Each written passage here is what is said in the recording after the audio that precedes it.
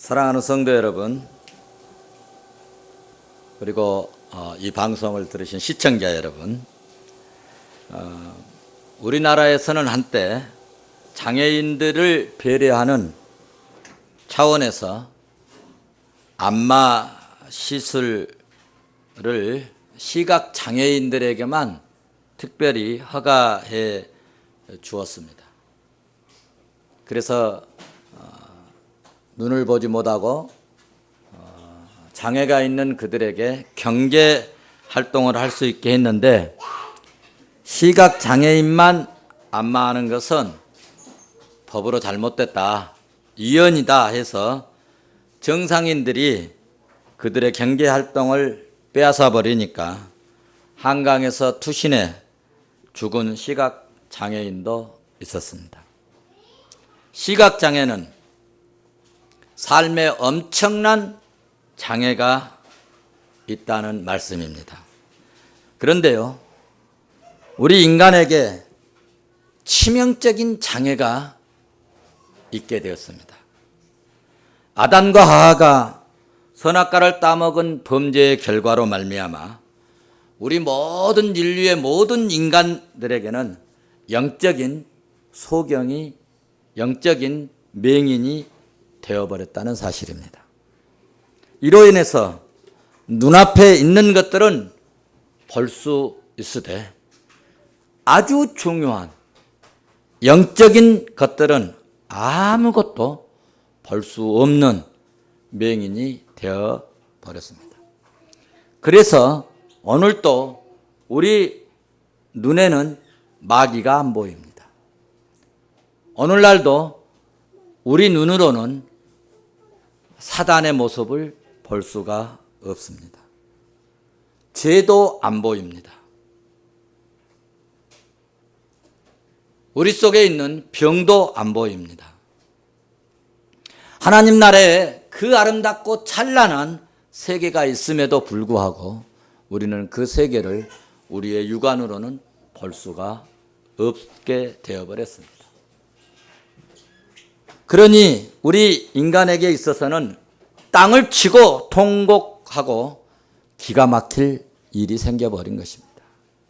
그런데 문제는 이런 일 때문에, 이 엄청난 사건이 일어났음에도 불구하고 누구 하나 이 일로 애통하는 사람이 없다는 것입니다. 예수님이 이 땅에 오셨습니다. 주님이 이 땅에 오셔서 딱 보니까 모두가 다 영적인 소경이었습니다. 그런데 더욱더 가관이 아닌 것은 이 소경들이 전부 다 자기가 잘났다 하고, 자기가 대단히 똑똑하다 하고, 똑똑한 척하고 한결같이 멸망의 길로, 저주의 길로 걸어가고 있는 사실을 모르고 살아가고 있다고 하는 사실입니다. 그래서 하나님께서 그 길로 가면 망한다, 안 된다, 그 길로 가면 안 돼, 그 길로 가면 망해, 그래도 막무가내였습니다. 심지어는 하나님께서 그 사건을 알리시려고 선지자를 파송하고 선지자를 버렸는데 그 선지자들까지 죽여버리고 자기 잘났다고 자기 고집대로 살고 있었습니다.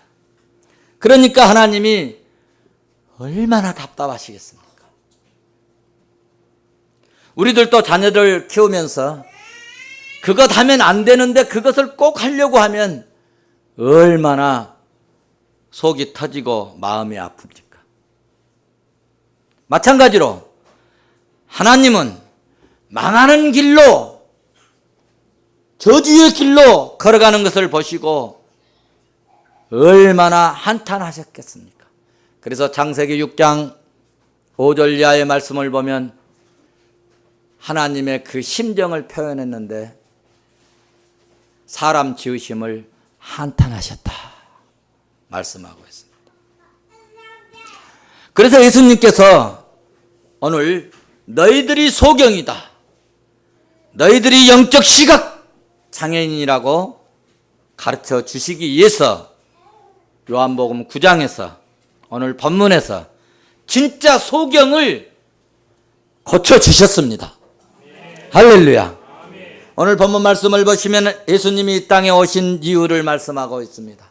예수님이 이 땅에 오신 목적을 분명히 말씀하셨는데, 예수님이 이 땅에 오신 목적은 39절 말씀을 보시니까 예수님이 이 땅에 오신 목적은 내가 심판하려 세상에 왔으니 보지 못하는 자들이 보게 하고 보지 못하는 자들을 보게 하고 보는 자들은 맹인이 되게 하려 하심이라.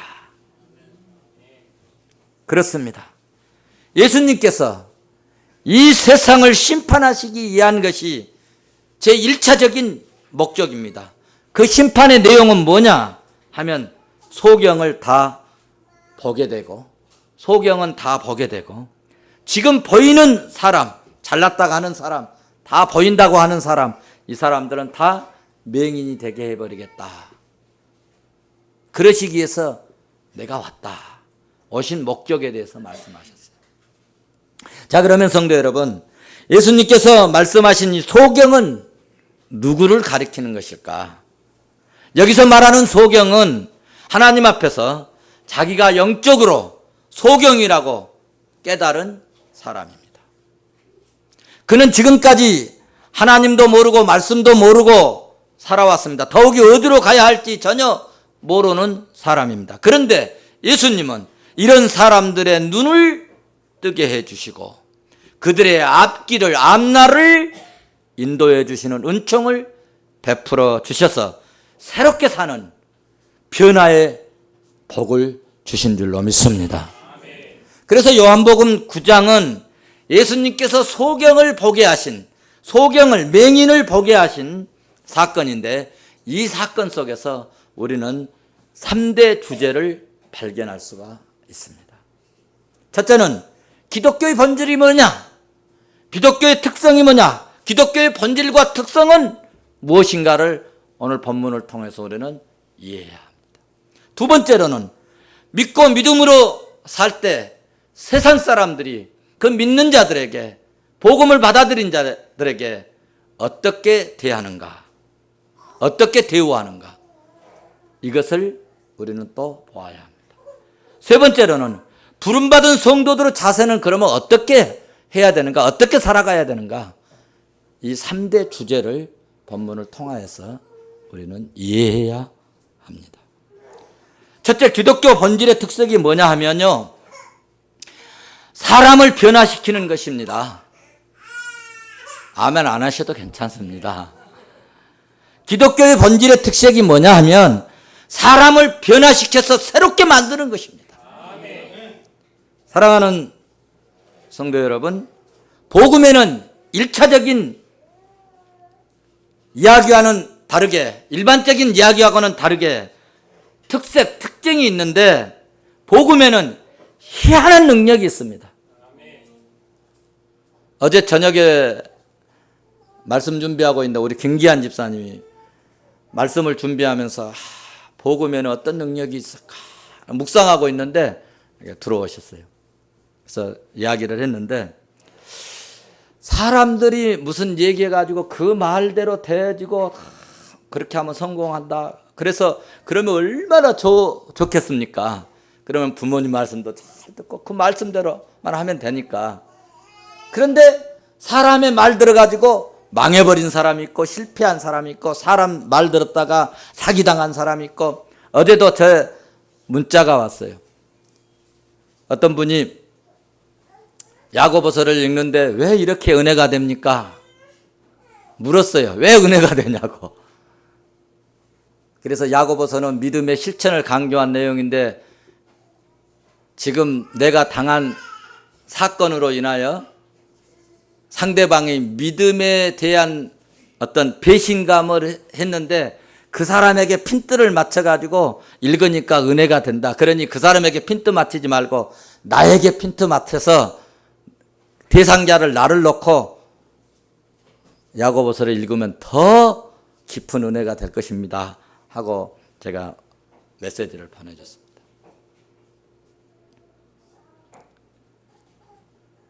이렇게 사람 말 듣다가 실패하고 사기당하고 어려움 당하고 문제가 생겨버리고 정말 견딜 수 없는 구렁텅이에 빠지는 사람 있고 말이죠. 그런데 희한하게 예수님 만나서 복음을 듣고 말씀을 따라하면은 안 된 것이 되고 할 수 없는 것을 하게 되고, 할렐루야. 너무너무 신기하다는 거죠.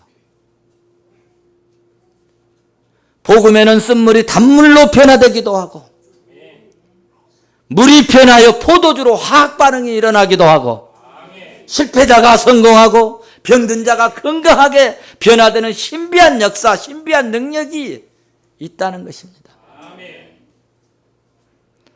특별히 죽은 영혼이 살아나서 구원받는 사람으로 희한하게 변화되는 신비하고 놀라운 역사가, 능력이 복음에는 담겨져 있다는 말씀입니다.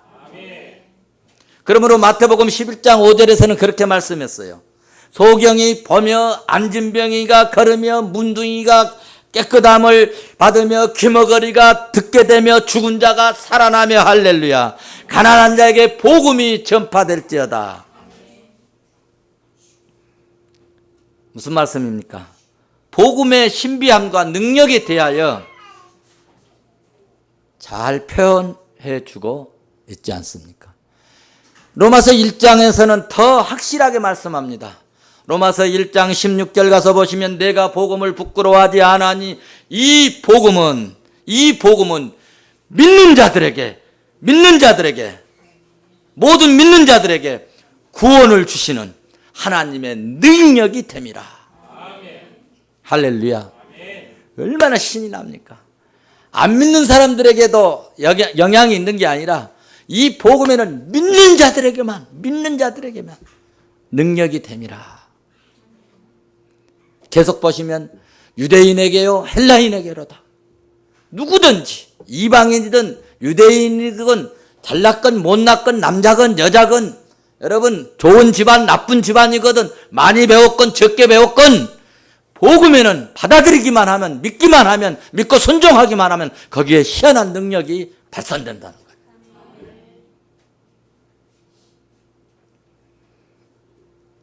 무슨 말씀입니까? 복음에는 변화시키는 능력이 있고 복음에는 구원케 하는 능력이 있다는 말씀입니다. 그러므로 나라도 복음이 들어가면 어떤 나라도 변화가 일어납니다. 복음이 들어가면 뒤집어지는 역사가 일어나고 개혁되는 역사가 현저하게 막 나타나는 것입니다. 그러므로 기독교가 들어가는 곳마다 여러분 소동이 일어납니다. 가정도 마찬가지입니다. 사도행전 17장을 가서 보십시오. 바울이 동역자들과 함께 데살로니가에 들어갔습니다. 그 땅 사람들이, 바울과 일행들이 막 복음을 증거하고 복음으로 인해서 사람들이 역사가 일어나고 희한한 능력이 나타나고 귀신들이 물러가고 병자들이 고쳐지고 마음이 새롭게 되어지니까 그들이, 안 믿는 사람들이 뭐라 한지 아세요? 천하를 어지럽게 하는 자들이라. 그렇게 기록되어 있는데 원문의 뜻은 세상을 뒤집어 엎는 자들이다. 할렐루야. 성도 여러분, 우리나라는 6.25를 겪은, 지금 6월 달인데 6.25를 겪은 참으로 불운의 나라입니다. 그러나 하나님의 은혜로 6.25 때 우리나라는 16개국이 이렇게 파병해 왔어요. 그 중에서 맨 먼저 우리나라에 파병해 온 나라가 필리핀입니다. 그때 당시 우리나라의 GNP는 60불입니다. 그런데 필리핀은 어느 정도 부자였느냐? 그때 당시 800불이었습니다. 8,000불이었습니다. 우리나라는 60불, 그 나라는 800불이었습니다. 그러니까 어느 정도 차이가 나냐면은 13배, 14배 정도 우리보다 부자 나라였습니다. 자, 그런데 국민소득이 그렇게 800불 되는 그런 나라. 우리나라는 정말 가난해서 정말 60불, 이 60불밖에 안 되는 그런 나라였지만 우리나라는 기독교를 받아들였어요. 필리핀은 기독교를 거부했어요. 카톨릭만 받아들였어요. 그러니까 개혁이 안 되는 겁니다. 기독교가 들어가야 개혁이 됩니다. 기독교가 들어가야 개혁되어지는데 기독교가 들어가지 아니하고 기독교가 들어가지 아니함으로 그들은 점점 가난뱅이 나라가 되어지고 우리나라는 기독교가 들어와서 점점 개혁이 되어집니다. 믿는 자들이 개혁시키면서 많이 죽기도 하고 핍박도 당하고 옥살이도 하고 그리하였습니다. 그런데 지금 우리나라의 GNP는 어떻습니까? 놀라지 마십시오. 1만 불. 이건 기적, 이거는 세계에 이런 기적의 나라가 없습니다.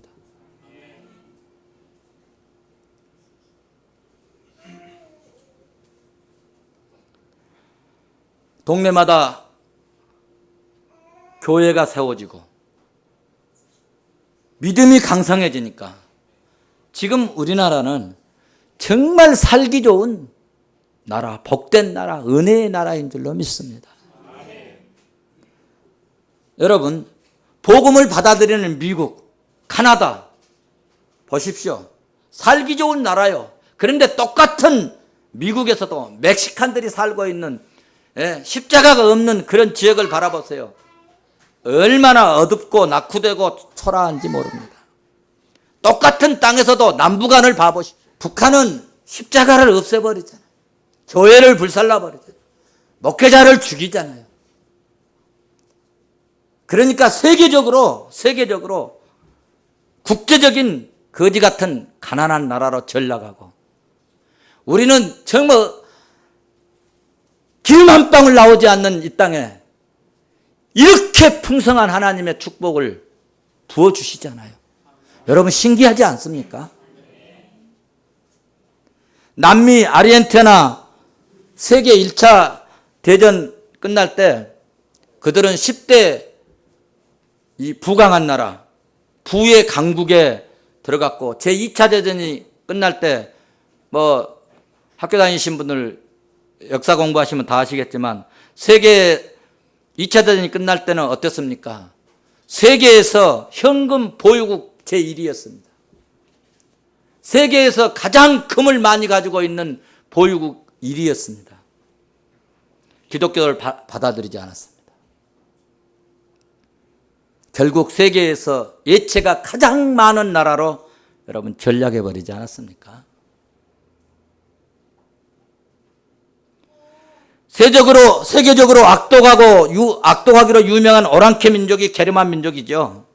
그런데 그 땅에 복음이 들어가니까 변화가 일어났어요. 새롭게 되어졌어요. 신기한 역사가 일어났습니다. 그래서 결국 그 민족이 어떻게 됐습니까? 신사적인 나라가 된 거죠. 아닙니까? 사랑하는 성도 여러분, 복음에는 그러므로 능력이 있다는 말씀입니다. 능력이 있기 때문에 여러분 깡패가 복음을 받아들이면 변화해서 거룩한 사람이 됩니다. 성도가 됩니다. 사기꾼이 변화해서 정직한 사람이 됩니다. 실패자가 성공하고요. 슬픈 자가 변화해서 기쁨이 은혜가 충만한 사람이 되고 즐거움이 넘치게 되고 말이죠.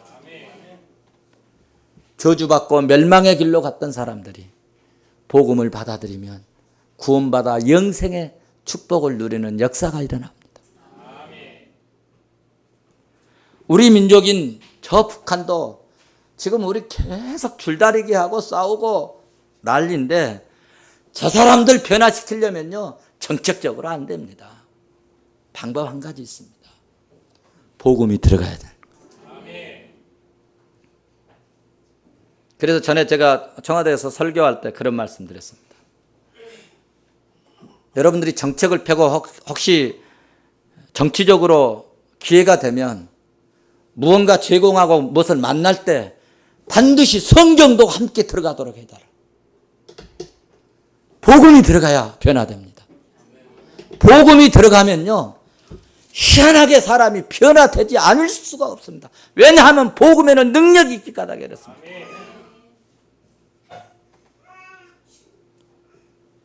우리도 마찬가지입니다. 우리 마음속에 복음이 들어오고요, 믿음이 생겨지고요, 은혜를 받게 되면 헌신하게 됩니다. 하지 말라게도 합니다. 섬겨요. 하지 말라게도 11조도 합니다. 감사헌금, 선교헌금, 우리가 눈으로 한번 보지도 못한 그 땅, 그 사람들, 그 선교사들 위해서 우리가 선교헌금 보냅니다. 왜 그렇습니까? 복음이 나를 변화시키기 때문에. 살 길로 변화시키는 능력 있는 복음을 붙들고 사는 그리스도인들 되시기를, 복된 종들 되시기를 주의 이름으로 축원합니다. 축원합니다. 둘째는 오늘 본문 사건을 통해서 내가 복음을 이렇게 살려고 할 때 세상은 나를 어떻게 대우하는가? 아, 잘하십시오. 아, 훌륭합니다. 대단합니다. 그러지 않습니다. 처음에는요, 복음으로 살려고 하면은 많은 핍박을 받습니다. 처음 예수 믿고 믿음으로 살 때는요, 대체적으로 멸시와 천대와 핍박을 당하는 경우가 많습니다. 바울이 그랬고, 사도 요한이 그랬고, 베드로가 그랬습니다. 여러분, 주의 일 하지 아니할 때는요, 누가 나한테 뭐라 하는 사람도 없어요. 핀잔 주는 사람도 없어요. 그런데 좀 일하려고 해보십시오. 희한하게 시험거리가 옵니다. 왜 그래? 지가 잘났으면 얼마나, 돈 있으면 얼마나 있다고. 어떨 때는 헌금하는 것조차도요, 뒤에서 수군거리는 사람이 있습니다.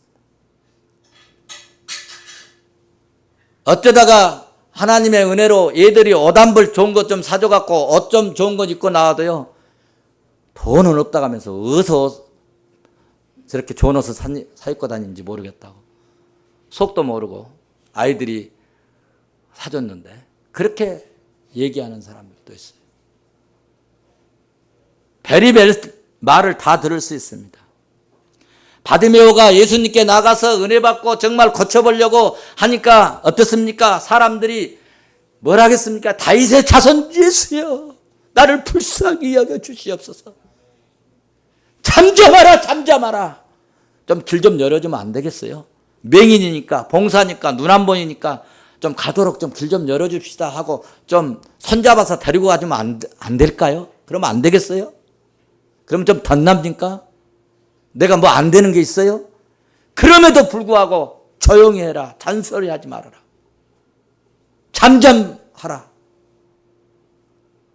핍박하는 것입니다. 12의 헬루증으로 고생하던 여인들이 예수님께 나아가려고 할 때 제자들도 여러분 핍박했습니다. 멸시했어요. 오늘 본문에서도 마찬가지입니다. 날 때부터 소경인 여러분, 이 맹인이 예수님을 만나서 기적적으로 눈을 뜨게 되었습니다. 놀라운 기적의 은사, 신유의 축복을 받았어요. 할렐루야입니다. 강명한 세상을 보게 됐으니 우리 얼마나 박수 쳐줘야 되지 않겠습니까? 주님께 큰 은혜를 받고 믿음으로 살려고 할 때 세상 사람들은 이 사람에게 어떻게 대우한지 오늘 요한복음 9장은 말씀하고 있습니다. 16절을 먼저 한번 보십시다. 본문 16절을 같이 한번 보십니다. 시작. 바리새인 중에 어떤 사람은 말하되 이 사람이 안식일을 지키지 아니하니 하나님께로부터 온 자가 아니라 하며, 어떤 사람은 말하되 죄인으로서 어떻게 이러한 표적을 행하겠느냐 하여 그들 중에 분쟁이 있었더니. 아멘. 여러분, 기적이 일어났으면 다른 것 다 제껴놓고 예수 그리스도의 은혜로 정말 잘했다, 정말 너 예수님 만나는 건 너 큰 축복이다, 그러면 얼마나 좋았겠습니까? 그런데 이제 자기들끼리 이제 뭐가 일어나느냐, 왜 안식일 날 이딴 짓 했느냐, 이 사람은 죄인인데 누가 눈뜨게 해버렸느냐. 서로 싸우고 다투고 오늘 뭐 민주당끼리 막 서로 막 다투고 싸우고 같은 나라 안에서도 국민 민생을 위해서 지금 어려워 백성들은 힘든데 무슨 뭐 NLL 갖고 난리치고 있잖아요. 다투고 싸우고 분쟁하고 쟁론하고.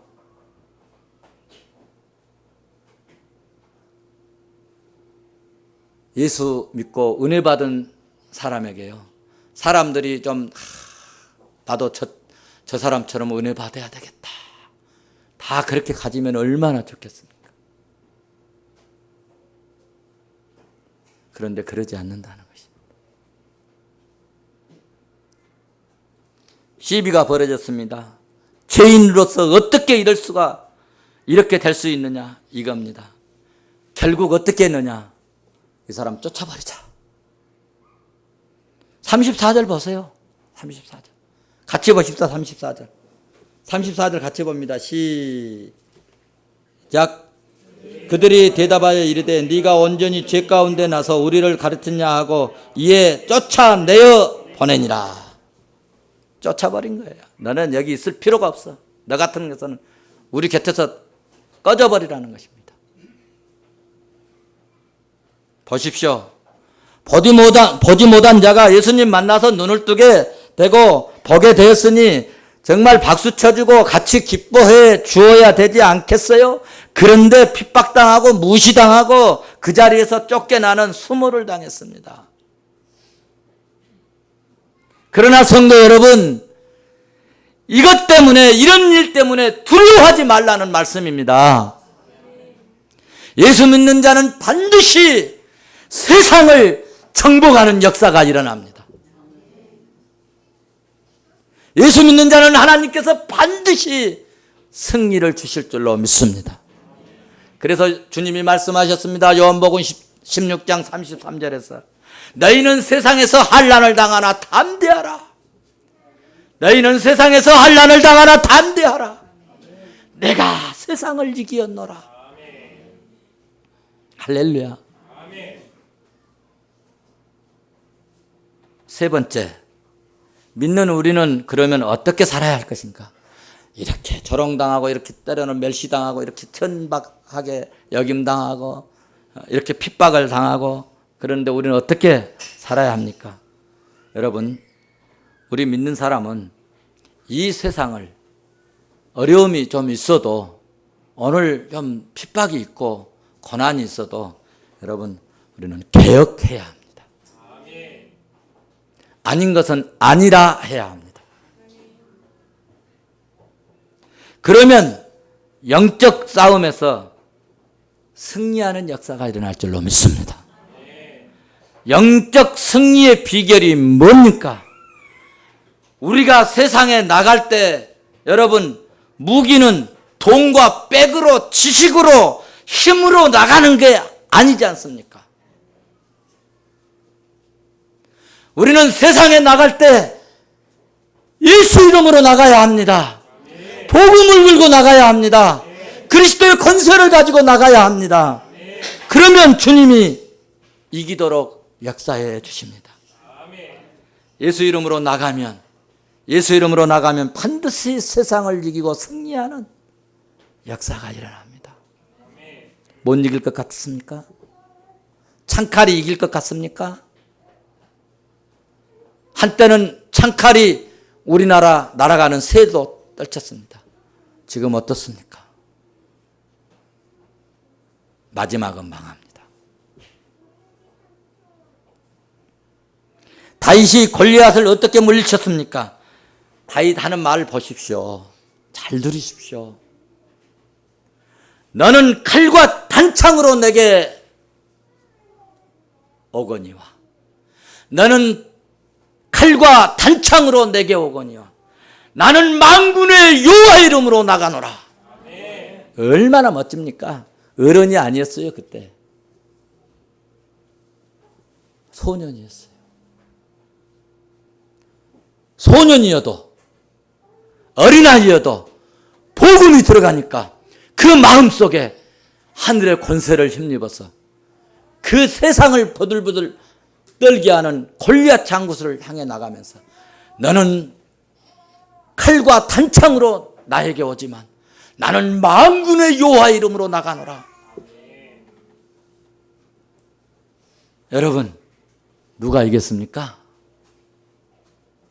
사람들 보기에 누가 이길 것 같습니까? 그래서 요즘 날도요, 어린 사람이, 힘없는 사람이, 나약한 사람이, 힘있고 권세 있는 부자들 이기면요, 다윗이 골리앗을 물리치다. 그런 유행어가 되는 거예요. 할렐루야. 왜 다윗이 이겼을까? 왜 다윗이 이겼을까? 전쟁은 여호와께 하나님께 소개기 까닭에 그렇습니다. 오늘 예수님이 뭐하러 오셨다는 거예요? 심판하러 오셨다. 믿는 자들은 보게 하시고 이기게 하시고 승리케 하시고 불신자들에게는 맹인되게 하시고 눈 가려버리고 어둡게 하시고 망하게 하러 오셨다는 거예요. 이거 심판하러 오셨다는 거예요. 그러니 믿는 자가 이길 수밖에 없죠. 그러므로 믿는 자를 핍박하고 믿는 자를 조롱하고 믿는 자를 멸시하는 자는 주님이 심판하실 줄로 믿습니다. 결론입니다. 복음에는 능력으로, 복음의 능력으로 세상을 다스리고 정복하는 그리스도인, 정복자로 사는 저와 여러분 되시기를 주의 이름으로 축원합니다. 축원합니다.